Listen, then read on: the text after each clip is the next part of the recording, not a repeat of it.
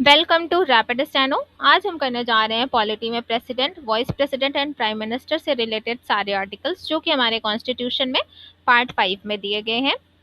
Part 5 में total 5 chapters हैं, जिसमें फर्स्ट चैप्टर है यूनियन एग्जीक्यूटिव का, that is president, vice president, prime minister, council of ministers and attorney general.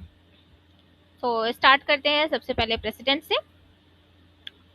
President के बारे में हमारे कॉन्स्टिट्यूशन में आर्टिकल 52 में दिया गया है, that is there shall be a president of India and he is the head of defence forces like Indian, like army, navy and air force, तीनों का वो हेड होगा and he is the first citizen of India. So article 53, the executive power of union shall be vested in the president.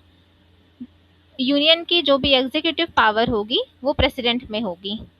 Then article 54, article 54 में है राष्ट्रपति के election, that is राष्ट्रपति के इलेक्शन के लिए एक इलेक्टोरल कॉलेज होगा जिसमें लोकसभा और राज्यसभा के इलेक्टेड मेंबर्स होंगे और मेंबर्स ऑफ लेजिस्लेटिव असेंबलीज होंगे सारे स्टेट्स की, including union territories Delhi and Puducherry.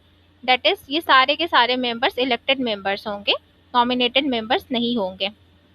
Article 55, manner of election of president, that is जो प्रेसिडेंट का इलेक्शन होगा वो इनडायरेक्ट इलेक्शन होगा।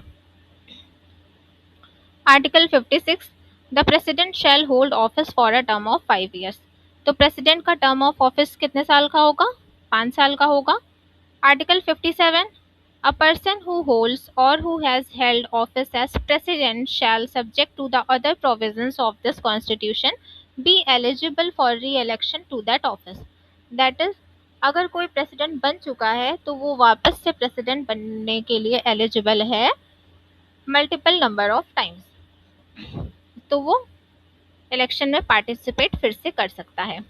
Article 58, qualification for election to the post to the office of president. So election president के लिए क्या qualifications है? That is citizen of India, 35 years age and Lok Sabha का मेंबर होने की एलिजिबिलिटी होनी चाहिए। मेंबर नहीं होना चाहिए बट एलिजिबिलिटी होनी चाहिए लोकसभा का मेंबर होने के लिए।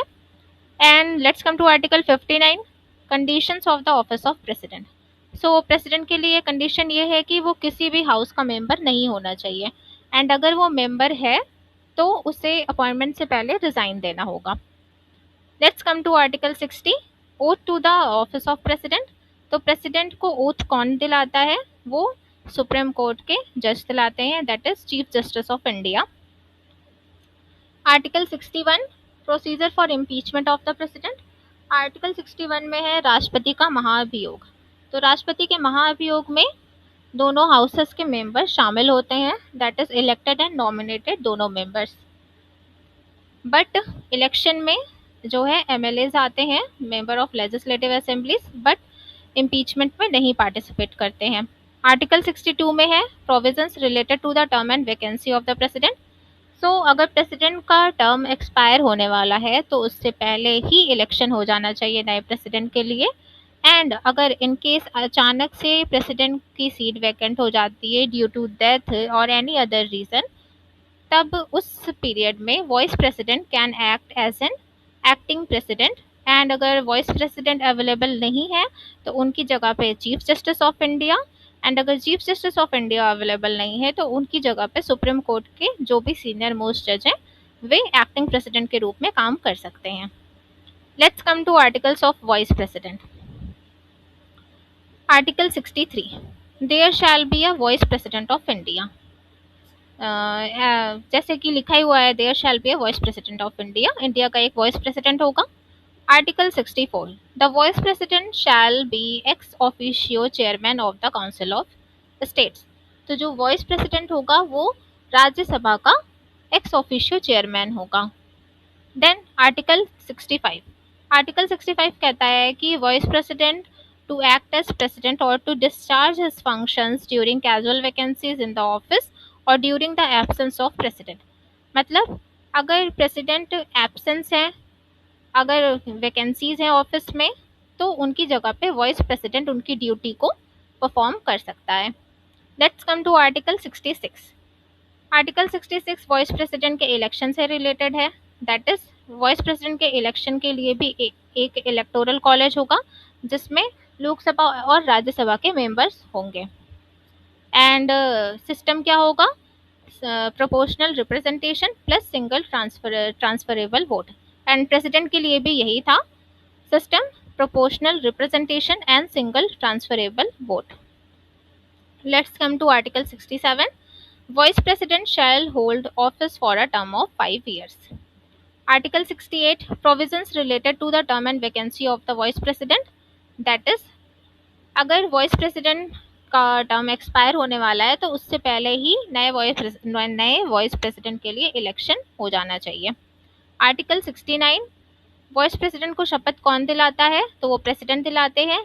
एंड अगर वो अवेलेबल नहीं है तो उनकी जगह पे कोई भी अपॉइंटेड रिप्रेजेंटेटिव जो है वाइस प्रेसिडेंट को शपथ दिला सकता है। Let's come to article 70। Discharge of president functions in any contingency. President के फंक्शन को डिस्चार्ज कर सकते हैं। Let's come to article 71। Matters and disputes related और connected with the election of a president और वाइस प्रेसिडेंट। तो article 71 में है मैटर्स जो कि इलेक्शन से रिलेटेड है। प्रेसिडेंट एंड वाइस प्रेसिडेंट के इलेक्शन में अगर कोई भी डिस्प्यूट होता है या फिर कुछ भी प्रॉब्लम होती है तो उसका जो केस होगा वो सुप्रीम कोर्ट हैंडल करेगा। Let's come to articles of prime ministers. Prime minister से रिलेटेड आर्टिकल है आर्टिकल 75। क्लॉज 1 में दिया गया है कि पीएम किसके द्वारा अपॉइंट होगा? प्रेसिडेंट के द्वारा। प्रेसिडेंट किसको अपॉइंट करेगा? जिसको लोकसभा में मेजॉरिटी मिली होगी। एंड पीएम किसको अपॉइंट करेगा? फिर पीएम काउंसिल ऑफ मिनिस्टर्स को अपॉइंट करेगा, दैट इज मिनिस्टर्स को अपॉइंट करेगा एंड अपनी एक काउंसिल ऑफ मिनिस्टर्स बनाएगा एंड जिसका हेड पीएम होगा। ये सब किस में दिया है? आर्टिकल 75 के क्लॉज 1 में। Let's come to article 75 clause 3। Article 75 clause 2 is related with the holding of office. And article 75 clause 3, PM can be removed by no confidence और रेजिग्नेशन। ये भी article 75 to council of ministers collectively responsible to Lok Sabha. ये होगा article 75 का clause 3। That is जो council of ministers है वो लोकसभा के लिए कलेक्टिवली रिस्पॉन्सिबल होगी। That is council of ministers अगर कोई भी काम करती है तो वो लोकसभा के मेंबर्स के लिए आंसरेबल होगी। लोकसभा के मेंबर्स उससे क्वेश्चन कर सकते हैं what ever it is. And अगर काउंसिल ऑफ मिनिस्टर्स किसी भी तरह से ख़त्म होती है तो पीएम जो है वो अपने आप ही रिमूव हो जाएगा। Let's come article 75 clause 3, PM holds office with the Lok Sabha majority support. तो लोकसभा में जब तक पीएम को मेजॉरिटी मिली रहेगी तब तक वो पीएम रहेगा। And article 84 clause 2 deals with the member of parliament. That is member of parliament होने के लिए सिटीजन ऑफ इंडिया होना चाहिए एंड लोकसभा के लिए मिनिमम एज 25 होनी चाहिए एंड राज्यसभा के लिए मिनिमम एज 30 होनी चाहिए। So here comes the conclusion. Here is the conclusion that president, vice president and prime minister together form the core of the union executive, ensuring a smooth and constitutional governance in India. The President acts as the constitutional head.